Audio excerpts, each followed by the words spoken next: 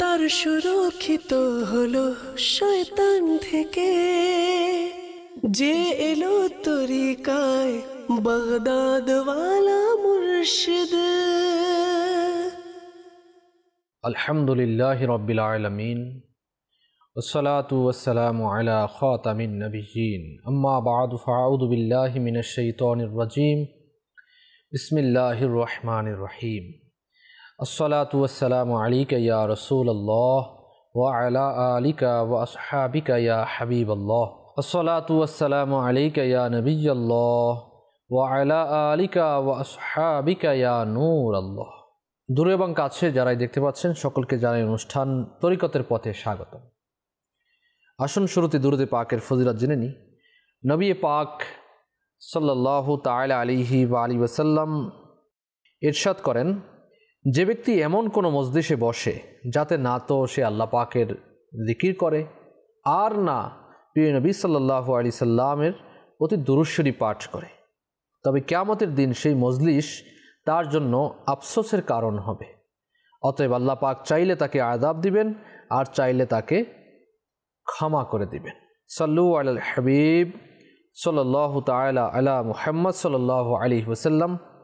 প্রিয় নবীর ইরশাদে মোবারকা, আফদালুল আমালি আন-নিয়্যাতুস সাদিকা, সত্য নিয়ত সবচেয়ে উত্তম আমল।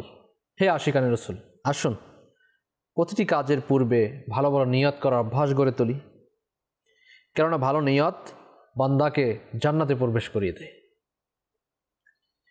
অনুষ্ঠান তরিকতের পথ শোনার পূর্বে, দেখার পূর্বে ভালো ভালো নিয়ত করে নিন। যেমন নিয়ত করুন ইলম শেখার জন্য, তরিকতের বয়ান শোনার জন্য সম্পূর্ণ বয়ান শুনবেন ইনশাআল্লাহ তাআলা। আদব সহকারে বসে অনুষ্ঠান দেখব, অনুষ্ঠান চলাকালীন উদাসীনতা থেকে বেঁচে থাকব, নিজের সংশোধনের জন্য বয়ান করব, বয়ান শুনবো ইনশাআল্লাহ আযজা ওয়া জাল। যা শুনবো অপরের নিকট পৌঁছানোর চেষ্টা করব ইনশাআল্লাহ আযজা ওয়া জাল। সাল্লু আলাল হাবিব সাল্লাল্লাহু তাআলা আলা মুহাম্মদ সাল্লাল্লাহু তাআলা আলাইহি ওয়া আলিহি ওয়াসাল্লাম। আজকের বিষয়ে আমরা তাসাউফ নিয়ে আলোচনা করব। কিছু কিছু আপনার পর্বের মধ্যে কিছু কিছু কথা রিপিটিশনও হয়েছে।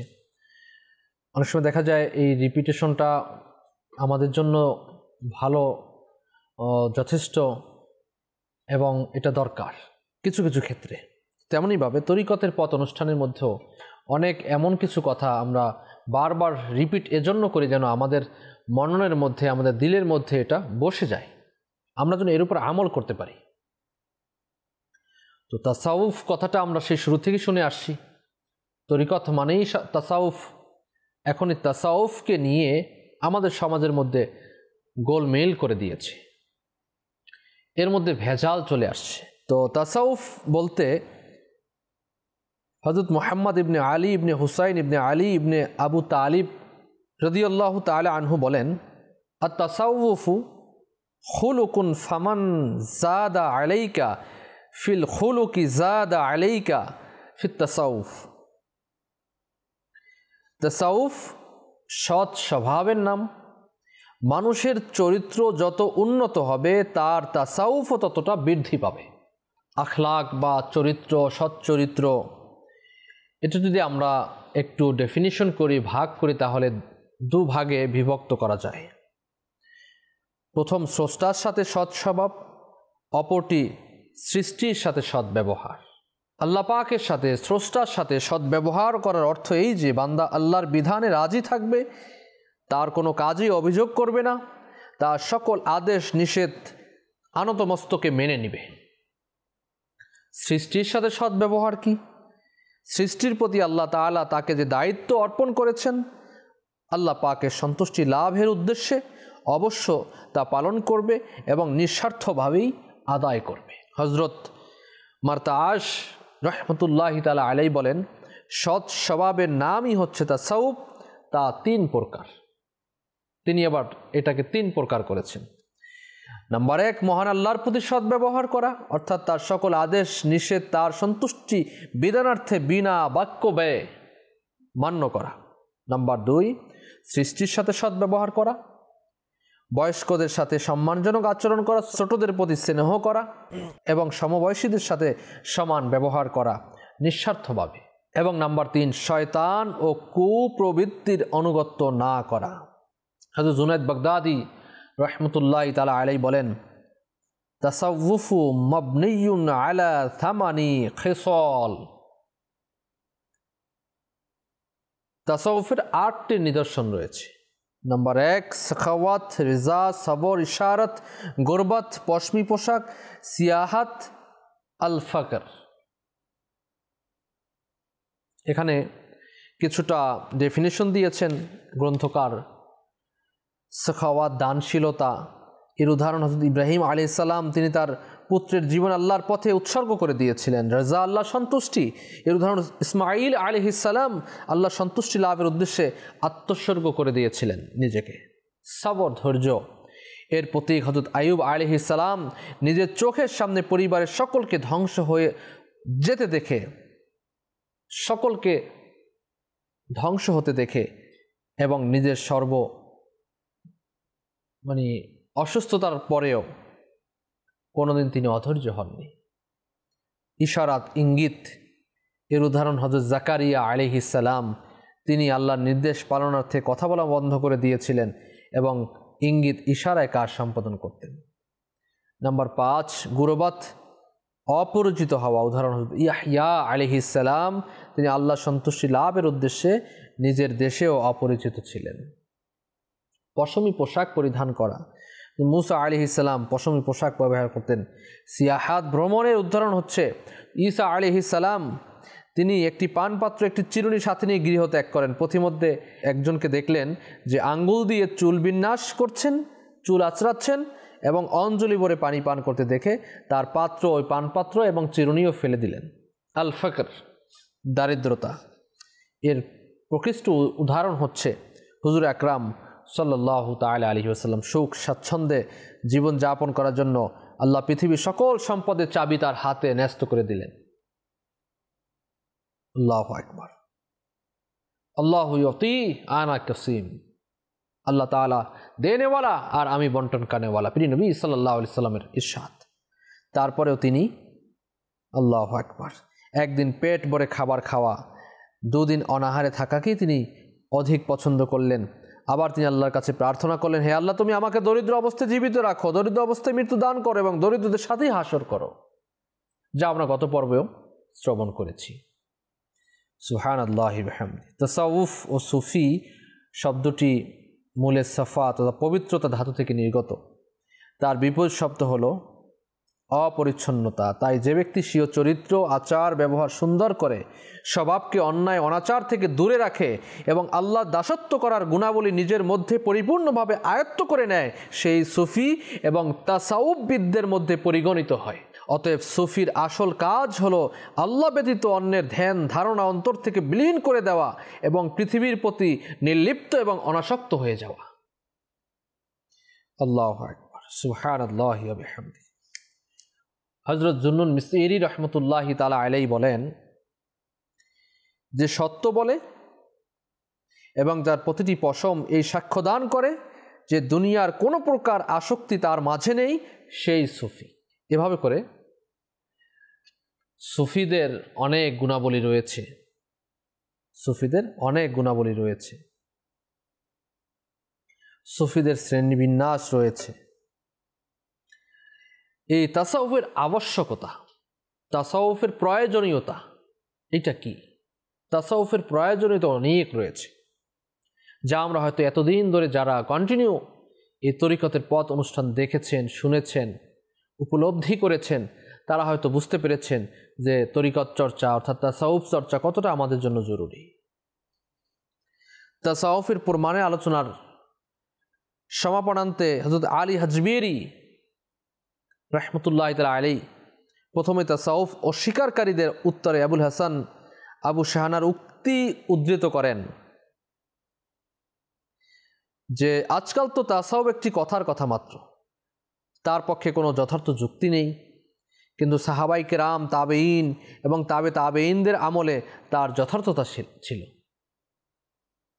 নিঃসন্দেহে ওই যুগে তাসাউফ নামে কিছু ছিল না, কিন্তু আসল বিষয়বস্তু ঠিকই ছিল।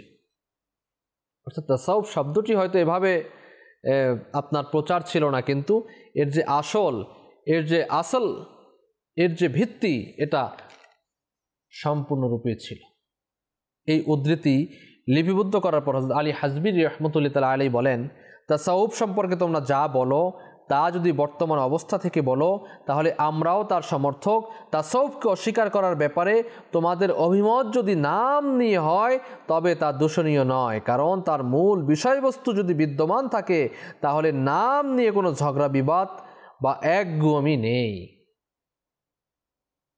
আর যদি তার আসল বিষয়বস্তু সম্পর্কে অস্বীকার করো তাহলে স্মরণ রেখো তা দ্বারা শরীয়তকে অস্বীকার করাই হয় না, বরং প্রিয় নবী মুহাম্মদে আরবি হুজুরপুর নূর সাল্লাল্লাহু তাআলা আলাইহি ওয়া আলিহি ওয়াসাল্লামের প্রশংসনীয় ফজিলত এবং সাহাবাই কেরামের প্রশংসনীয় গুণাবলীকেও অস্বীকার করা হবে। কারণ এই জাতীয় অস্বীকার করার পর ধর্মের সব কিছুতেই রিয়াকারি দেখায়। ধর্মের মূল বিষয়বস্তু তো আল্লাহর প্রতি আন্তরিকতা ও ভালোবাসার সাথে অঙ্গাঙ্গিভাবে জড়িত। সুবহানাল্লাহি ওয়া বিহামদিহি। একে অস্বীকার করলে ধর্ম আর কোথায় থাকে? আলী হাজবি রহমতুল্লাহ বললেন যে এই তাসাউফকে যদি অস্বীকার করা হয় তাহলে ধর্ম আর কোথায় থাকলো? এটা তো অঙ্গাঙ্গিভাবে জড়িত। হ্যাঁ, এখন যদি তোমরা তাকে স্বীকার করো এবং তা যদি বিদ্যমান থাকে তাহলে আমরা তাকেই তাসাউফ বলবো। হযরত আবুল হাসান রহমতুল্লাহ আলাইহি বলেন, লাইসাত তাসাউফু রসুমাম ওয়ালা উলুমান ওয়ালাকিন্নিহুল আখলাক। তাসাউফ কোনো নির্দিষ্ট আচার আচরণ বা বিদ্যার সনদপত্রের নাম নয়, বরং সৎ চরিত্র ও সৎ গুণাবলীর নামই হচ্ছে তাসাউফ। কবির মনোযোগ এখানে। তাসাউফ এটা আচরণ নির্দিষ্ট কোনো বিদ্যার সনদপত্রের নাম না, যে আপনি কোনো থেকে তাসাউফের সনদপত্র নিয়ে নিলেন, ইনি তাসাউফবিদ, ইনি এইটা উনি ওইটা না। এটা আপনার অ্যাটিটিউড, আপনার কালচার, আপনার স্বভাব, আপনার চরিত্র, এগুলো বলে দিবে আপনি তাসাউফবিদ কি তাসাউফবিদ না, আপনি কি তাসাউফ চর্চা করছেন কি করছেন না। সৎ চরিত্র, সৎ গুণাবলীর নামই হচ্ছে তাসাউফ। সুবহানাল্লাহ, আল্লাহু আকবার। আবুল হাসান নূরি রহমতুল্লাহ তাআলা আলাইহি বলেন, কুপ্রবৃত্তি, লোভ, লালসা, দাসত্ব থেকে মুক্ত থাকা, অন্যায় বিরুদ্ধে রুখে দাঁড়ানো এবং পার্থিব লৌকিকতা থেকে দূরে থাকার নামই হচ্ছে তাসাউফ। নিজের ধন সম্পদ অসহায়দের মাঝে বিলিয়ে দেওয়া এবং দুনিয়াকে অন্যের হাতে ছেড়ে দেওয়ার নামই হচ্ছে তাসাউফ। এই কাজগুলো কে করবে? এই কাজগুলো করার আমাদের সমাজে কে আছে? লৌকিকতা আমাদের রক্তের সাথে মিশে গেছে, অন্যায়ের সাথে আতাত করা আমাদের রক্তের সাথে মিশে গেছে, কুপ্রবৃত্তি আমাদের রক্তের সাথে মিশে গেছে, দুনিয়ার লোভ, লালসা, দাসত্ব আমাদের সাথে অঙ্গায় অঙ্গিভাবে জড়িত হয়ে গেছে। আমরা দূরে কিভাবে থাকব? আর দূরে থাকার জন্য আপনাকে আমাকে ভালো তাসাউফিদের নিকট যেতে হবে, আল্লাহর ওলির নিকট যেতে হবে, তার সংস্পর্শ গ্রহণ করতে হবে, তার হাতে বায়াত গ্রহণ করতে হবে, যার মাধ্যমে আল্লাহ পাককে চিনা যায়, নবী পাক সাল্লাল্লাহু আলাইহি ওয়াসাল্লামকে চিনা যায়। সুবহানাল্লাহ, সুবহানাল্লাহ।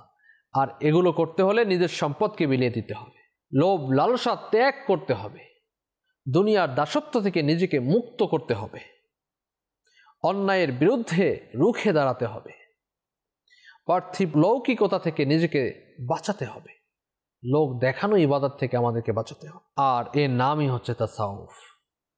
এটা দেখুন, আমি ইচ্ছে করলেই হবে না।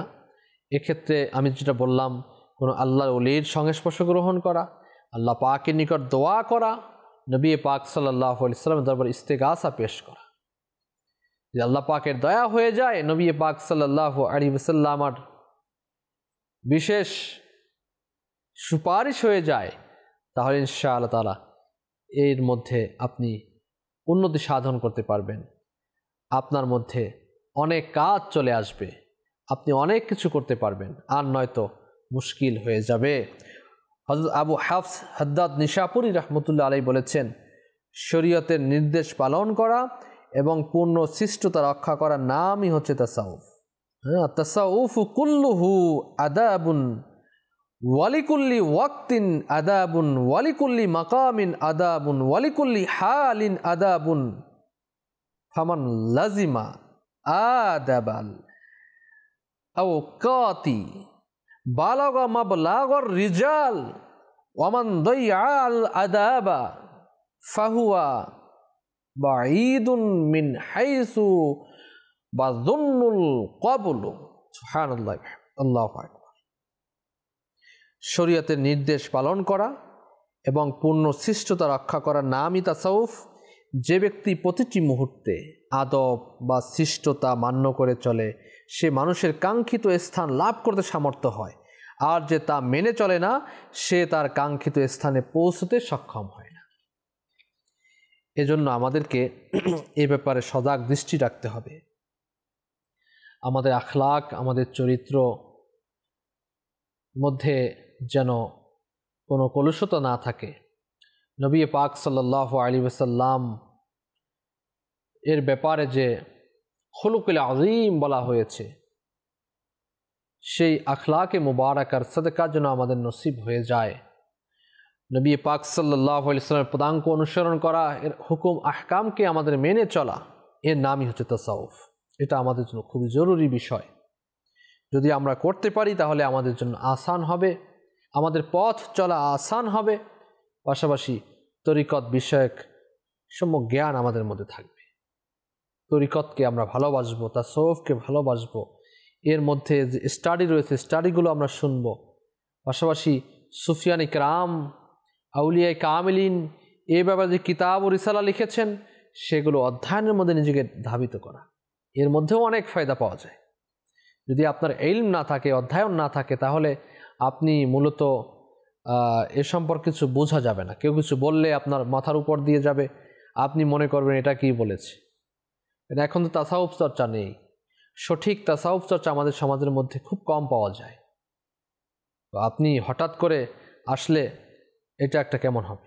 যেমন একটা এক্সাম্পল দিই, যে কোনো মুসলমান ইন্তেকাল করলে কবরে দেওয়ার পরে তালকিন করা, এই তালকিন করা এটা কিন্তু একটা সওয়াবের কাজ এবং এটা সুন্নতে কারিমা, এবং মাইয়াতের জন্য অনেক উপকারী কাজ হচ্ছে এই তালকিন করা। কিন্তু আমাদের সমাজের মধ্যে কিন্তু এই জিনিসটা নেই। অথচ এই তালকিনের বিষয় আপনার হাদিসে কারিমার মধ্যে আসছে। তো এখন আমরা কিন্তু এই তালকিন করি না, করলেও বলবে এটা আবার কোত্থেকে নিয়ে আসছে, এরকম একটা অবস্থা সৃষ্টি হয়ে যাবে। তো মনে রাখবেন, এটা কিছু কিছু ক্ষেত্রে এরকম হয় যে আমাদের সমাজের মধ্যে এটা প্রচলন নেই, আমরা এটা জানিও না, বুঝিও না। এখন কেউ করে ফেললো, এখন তার উপর এটা মহা একটা অবস্থা সৃষ্টি করে, এটা কোথায় পেল, কোত্থেকে নিয়ে আসছে, এত বছর ধরে এই কাজ করছি, আমি এখন পর্যন্ত দেখিনি। তো ভাই, দেখিনি এটা আলাদা কথা, কিন্তু সব কিছু যে আমাকে শিখতে হবে, সব কিছু যে আমি জানবো, এটাও তো না। তেমনইভাবে তাসাউফের সাথে যখন সম্পৃক্ত থাকবে না, এখন নতুন করে এসেই কিছু একটা শুনলে তার মধ্যে জিজাক সৃষ্টি হয়ে যাবে, এটা কি হয়ে গেল, এটা কেমনে হয়। আল্লাহ পাক আমাদেরকে বোঝার এবং আমল করার তৌফিক দান করুন। একটা জিনিস আমি আবারও বলবো, তাসাউফের আবশ্যকতা, প্রয়োজনীয়তা এটা আমাদের রয়েছে। তাসাউফ যদি আমাদের মধ্যে চর্চা শুরু হয়ে যায়, আমাদের ঘরের মধ্যে, সমাজের মধ্যে, রাষ্ট্রের মধ্যে, তখন দেখবেন একে অপরকে ভালোবাসা শুরু হয়ে যাবে, একে অপরের ধ্বংস চাইবে না, মুখ থেকে বদদোয়া আসবে না, ভালো দোয়া আসবে তাসাউফ চর্চা করলে। কারো ক্ষতি তার মধ্যে আসবে না, ষড়যন্ত্রকারী দিল ভিতরে থাকবে না। সবার জন্য আপনাকে একটু ভালো বলুক অথবা খারাপ বলুক, আপনার দিল থেকে দোয়াই বের হবে, আল্লাহ তাকে মাগফিরাত দান করে দাও, তুমি তাকে জান্নাত দান করে দাও। দোয়াই করবে সে, যার মধ্যে তাসাউফ চর্চা থাকবে। সঠিক তাসাউফ চর্চা যদি কারোর মধ্যে থাকে, তাহলে মুসলমানের কষ্টে সে কষ্ট পাবে না, কেউ তো কষ্ট দিলে সে কষ্ট পাবে, তার জন্য দোয়া করে দিবে। বাস আল্লাহ পাক আমাদেরকে সঠিক তাসাউফ চর্চার তৌফিক দান করুন, আল্লাহ পাক আমাদেরকে হেফাজত করুন। কেননা আপনার দেখা যায় যে এখন সাধন ভোজন দ্বারা এমন স্তরে লাভ করার চেষ্টা করে, তার চাহিদা অনুযায়ী নিজেকে এবং নিজের আচার ব্যবহারকে পরিশুদ্ধ করার চেষ্টা করে। অনেকেই রয়েছে নিজের ইমপ্রুভমেন্ট করতে থাকে, তরিকতের পথে আরও উপরে উঠতে চায়। আবার অনেকে আছে যে না, নিয়েছি তো হয়েছে, বাস করেছি তো করেছি, এরকম না। তাসাউফের চর্চা করলে এর মধ্যে উন্নতি সাধিত হতে হবে, দিন দিন আপনাকে উন্নত হতে হবে, সিঁড়ি উপরে উঠতে হবে। আপনি পাঁচতলায় রয়েছেন, পাঁচতলায় যদি থাকেন কিভাবে হবে? পাঁচতলা থেকে আরও উপরে উঠতে হবে।